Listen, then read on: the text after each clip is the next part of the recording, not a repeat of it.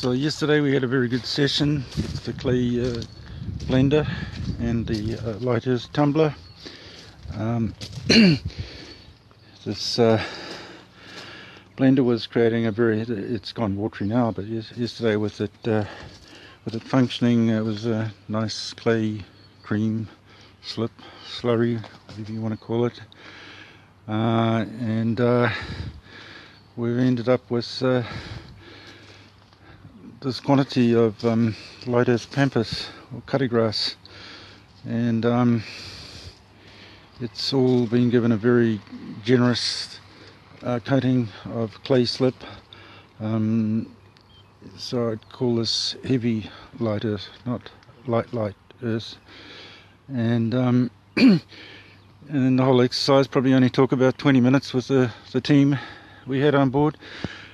Now around the east coast here, the council's continuously poisoning Pampas along the roadsides, so it's an abundant resource of dead, brown, dry Pampas clumps, which we can easily harvest, and we just even do it manually. They just disintegrate by, we've just got rubber or leather gloves on and pull them apart. We don't even have to get a scrub cutter out, and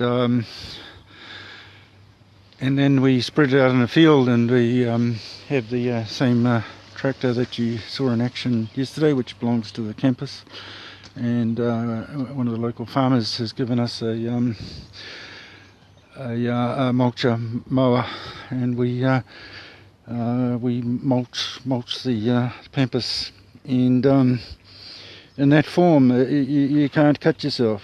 It's with fresh green Pampas grass, cutty grass, it's very easy to end up with a bad cut within seconds of handling it. And whereas in this form, once it's dyed and dried and brown and mulched and covered in a clay slurry, you can very quite comfortably handle it, and put it between the slats in the in the walls of the huts that we're building. And so it's just taken things to the next level. I don't know why we didn't get this together 6 months ago when I first bought all this gear down from the Bay of Islands. And so this just pumps it out, there'll be other natural fibres that we can work with as well.